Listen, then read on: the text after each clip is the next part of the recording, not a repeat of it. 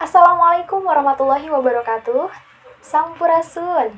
Halo teman-teman, perkenalkan, saya Septian Puspita dari Program Studi Pendidikan Bahasa Sunda Fakultas Pendidikan Bahasa dan Sastra Universitas Pendidikan Indonesia. Saya berasal dari Bandung, Jawa Barat. Pada saat ini, saya diberi kesempatan untuk melakukan program pertukaran mahasiswa di Universitas Negeri Medan. Berbicara mengenai Jawa Barat, tentu memiliki khasnya tersendiri.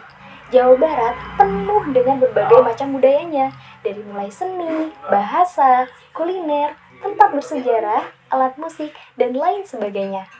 Di sini, saya akan memperkenalkan salah satu alat musik khas Jawa Barat, yakni angklung. Teman-teman tentu tidak asing lagi dengan alat musik ini, karena angklung merupakan alat musik yang sudah terkenal di kancah internasional. Kata angklung berasal dari dua kata dari bahasa Sunda, yaitu angkleng-angkleng yang berarti diapung-apung dan klung yang merupakan suara yang dihasilkan oleh alat musik tersebut. Dengan kata lain, angklung berarti suara klung yang dihasilkan dari cara mengangkat atau mengapung-apungkan alat musik tersebut.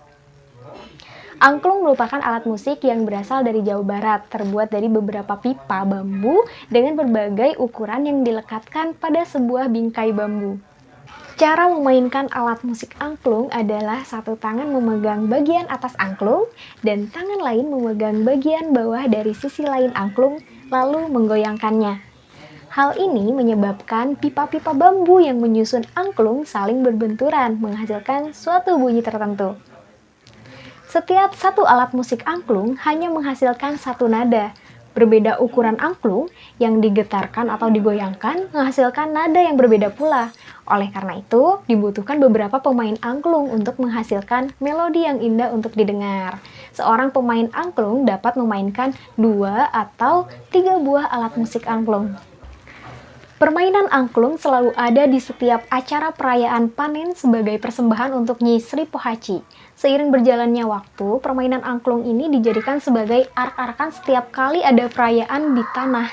Bahkan, alat musik angklung dapat menyebar tidak hanya di Jawa Barat, tapi sampai ke seluruh dunia.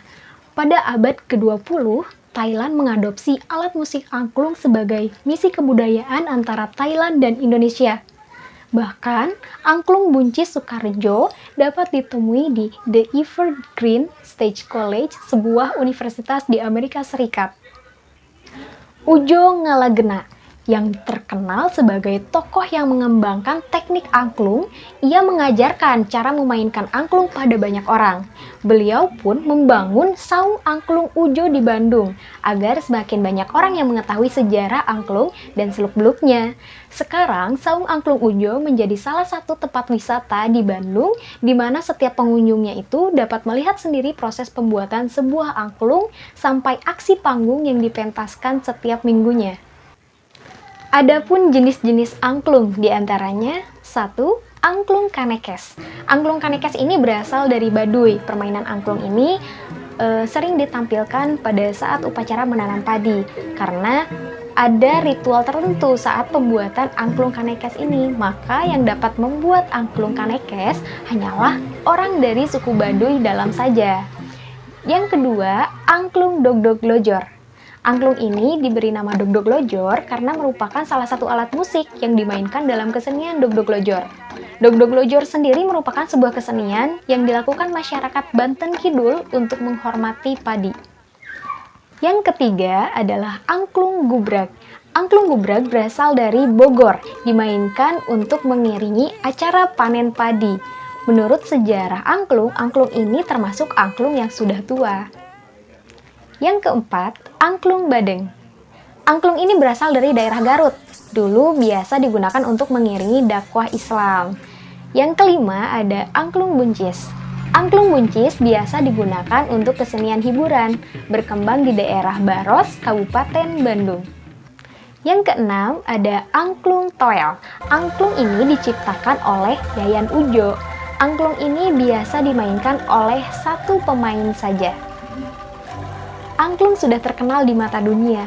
Pada tahun 2008 terdapat 11.000 pemain angklung di Jakarta dan 5.000 pemain angklung di Washington DC dan memecahkan rekor terbaru saat itu. Sejak November 2010, UNESCO sudah mencatat angklung itu sebagai karya agung warisan budaya lisan dan non-bedawi manusia. Pada konferensi Asia Afrika, pada bulan April 2015, sebanyak 20.704 orang berkumpul bersama-sama di Stadion Siliwangi Bandung untuk memainkan lagu I Will Survive dan We Are the World dengan menggunakan alat musik angklung.